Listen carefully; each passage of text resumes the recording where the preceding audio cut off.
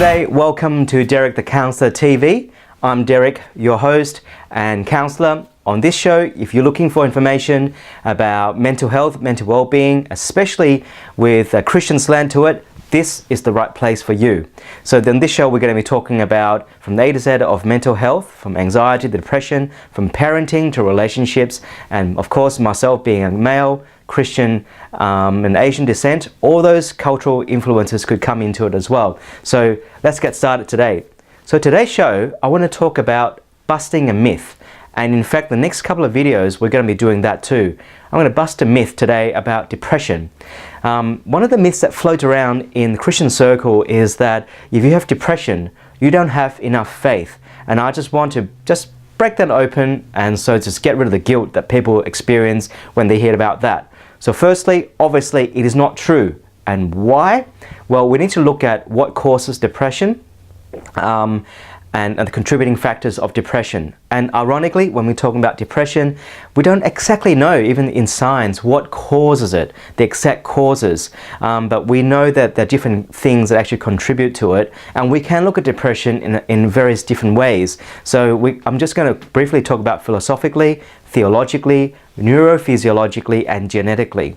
So philosophically, even without being a Christian, we know that we see that depression is kind of like part of our human condition, that just like disease and sickness and dying and suffering, it is there. So it is not your own doing. Theologically, we know that we see disease and sickness as part of our brokenness, as part of our broken world from the original sin. So again, it is not something that you have done to bring it upon yourself. Neurophysiologically and genetically, that's the actually interesting thing that we look at. We suspect that depression could be like a response in our brain to certain adverse conditions that we experience through our lives. What we don't know is why some people respond to it with depression and why don't. But we know that our brain somehow shuts down our moods, and in some cases even shuts down us physically. But how it comes about, it's got to do with how our brain is formed. What we do know is that what we call neuropathways, which is the network of neurons that join together that forms our brain, and this network influence how we think, how we feel, what our habits are, forms our emotions, our behavior, even our personality, come out of the combination of the neural pathways. But the neural pathways don't form in a vacuum. They genetically, they contributed to it, but what can actually influence genetics is actually environmental as well. So what we call epigenetics, or the nature and nurture sort of debate, not so much this versus the other, but in combination. We know that the formation of our brain, the major contributor in the formation of our brain is actually the relationships that we experience from the moment we're born to the moment that we die. And the most powerful relationship that we can possibly experience is the one that we have with our caregivers, namely the relationship with our parents. So that actually shapes how we think, and there are many different causes of depression, and sometimes all these different factors all converging at the one point. Yes, it is situational, it is your upbringing, which is the relationships that you have, and probably even before you're born. I mean, we know that in experiments, that in animals, in rats, that rats mothers, female rats, pregnant rats that experiences anxiety or can actually affect the genetic arrangement in the fetus. And we know that statistically, mothers who have experienced depression, anxiety, when they give birth, their children have actually a higher prevalence of anxiety, depression as well. So all those things are actually related. So we suspect how our neural pathway influence our susceptibility to depression. So really, in the end, our faith is not a contributing factor. So for those of you who are Christians, who are suffering from depression, please, I'm just going to say this to you, it is not your fault that you have depression, okay?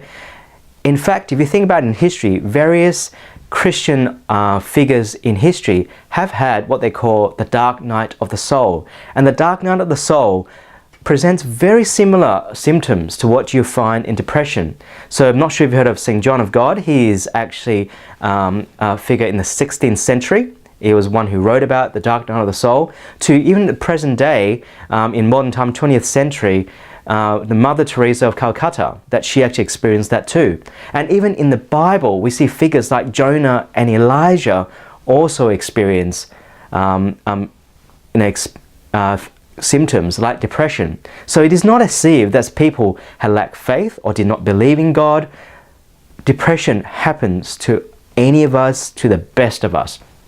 So this idea that having the presence of these figures suffering from depression flies in the face of the idea that you have depression because you don't have enough faith. And faith, although is good, the idea of telling people that you have depression because you don't have enough faith is extremely unuseful, is detrimental, and it merely places more guilt onto the person suffering from depression. And in depression, guilt is actually a constant companion, and it's actually one of the major symptoms in depression as well. We don't need to place more guilt on people who are suffering from depression. And for you who are suffering from depression, like I say this again, it is not your fault. You have depression, it doesn't mean that you're a bad Christian, you don't have enough faith, or you're a lazy Christian. It is just perhaps part of life that it has happened.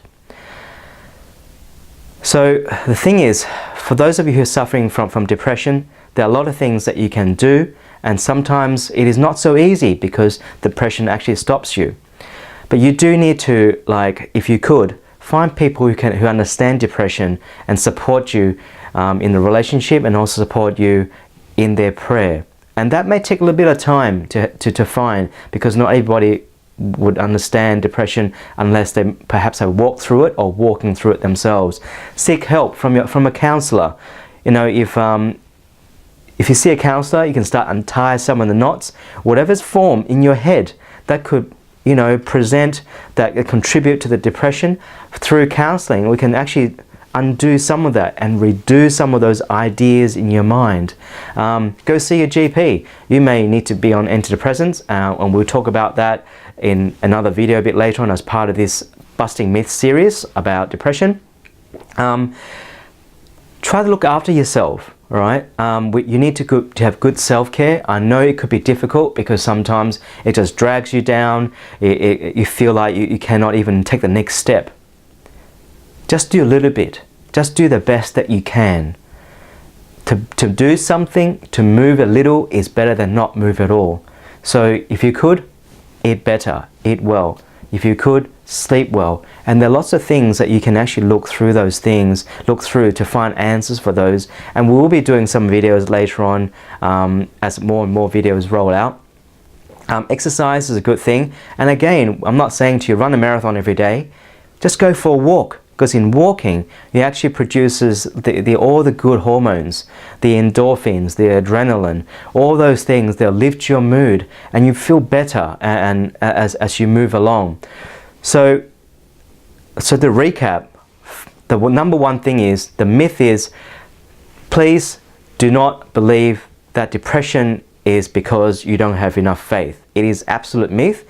It is shown in history, in the Bible. It is shown scientifically that is not there, even though the exact cause of depression hasn't been determined. But we know that there are lots of other factors other than the lack of faith that actually can contribute to depression. And lastly, good self-care is really important in looking after you, in improving in depression. And always remember that God hasn't abandoned you. It is not a punishment. He is there for you and always be there for you. And even when you find it hard to pray, just still keep to seek God. He knows your heart. He knows your suffering. And He's most probably holding you in the palm of His hands. Just hang on. Just hang on, because one day you will recover. So I hope this message helps. If you like what you've seen, what you heard, please subscribe and pass it on in social media, on Facebook or LinkedIn, whatever you have, whatever you do, pass it on, spread the message. I hope the very best of you, and God bless, and I'll see you next time on the next video, which is going to be another myth going to be busted. So see you soon. Have a good day.